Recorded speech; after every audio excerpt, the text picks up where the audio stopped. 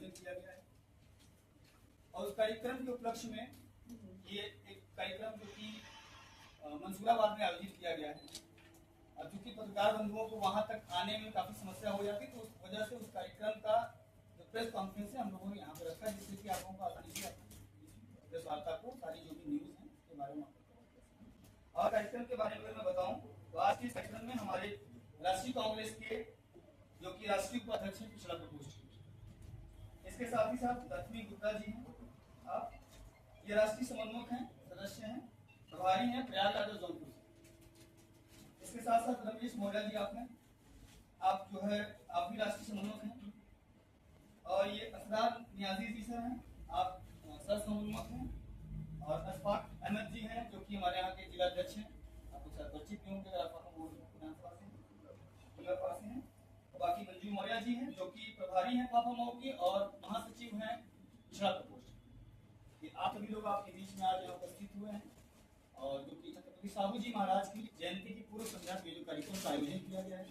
वर्तमान समय में बहुत सारी योजनाएं सरकार की चलाई जा रही है।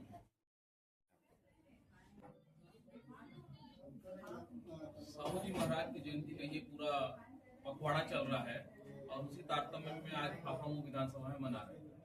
देखिए, कहना है कि ओबीसी की जय हो और हमारा हिस्सा तय हो। बाबा साहब अम्बेडकर ने बोला था कि शिक्षा और शेरनी का जितना पिएगा उतना दहाड़ेगा। तो हम लोग सामाजिक न्याय की ओर जा रहे हैं और जो हमारा हिस्सा है उसको हम मांग रहे हैं कि भाई जितनी हमारी आबादी है, जिसकी जितनी संख्या भारी, उसकी उतनी हिस्सेदारी। उस न्याय के तहत अगर हमारी आबादी है तो हमको न्याय मिलना चाहिए और आरक्षण हमको मिलना चाहिए। जैसा कि छत्रपति साहू जी महाराज ने 50% आरक्षण लागू किया था उस जमाने में 1902 में, आजादी से पहले, तो आज क्यों नहीं है लागू आज आरक्षण? जबकि हमारी जनसंख्या आज उत्तर प्रदेश में भी हम देखें तो 65 से 70% की जनसंख्या है, लेकिन कितना आरक्षण हमको मिल रहा है?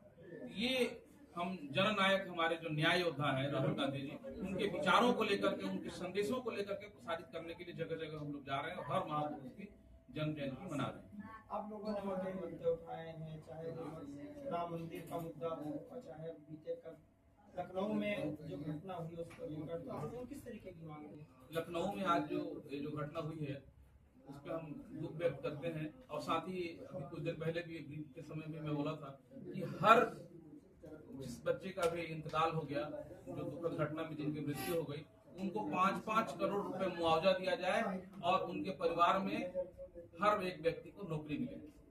पूरे प्रदेश भर में राम मंदिर का मुद्दा करवाया बात की जाए, जिस तरीके से काफी सामने आई, आप लोगों ने मांग उठाई है, किस तरीके की मांग उठाई है, क्या आगे आप लोगों की रणनीति है?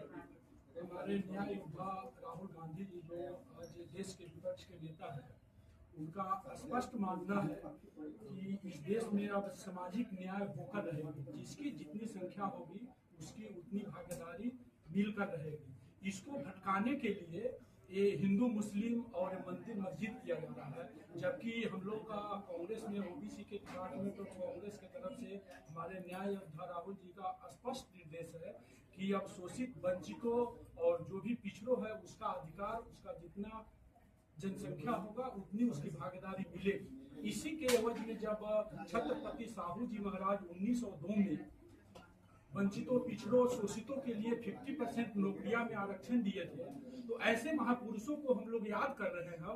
ऐसे महापुरुषों के पद चिन्ह पर ही हमारे न्याय योद्धा राहुल जी चल रहे हैं और ऐसे महापुरुषों को जो लोग लड़ाई लड़े, उस लड़ाई को हम लोग याद करके और उनको लड़ाई को आगे बढ़ा रहे हैं।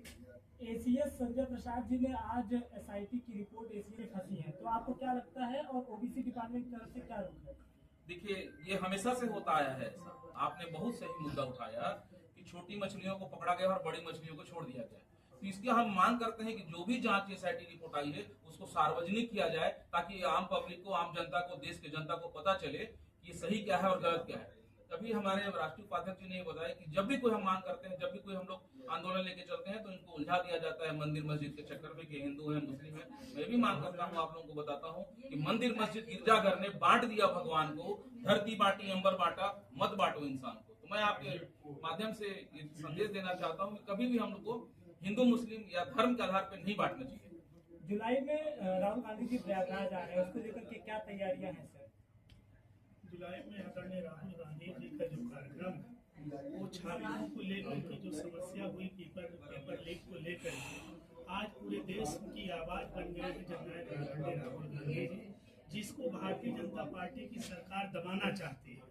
उनके किए गए हर कामों को दबाना चाहती है। जितना उनको बदनाम करने में भारतीय जनता पार्टी सरकार अपना पैसा हर चीज खर्च कर रही है, अगर यही देश को बढ़ाने में वो काम करें तो देश का विकास भी होगा और छात्रों के साथ उनके जीवन का खिलवाड़ नहीं होगा। आदरणीय राहुल गांधी जी ने पेपर लीक की बात जो उठाई है और उनके नेतृत्व में कांग्रेस पार्टी हमेशा से सदैव छात्रों की आवाज बनी है और बनती रहेगी।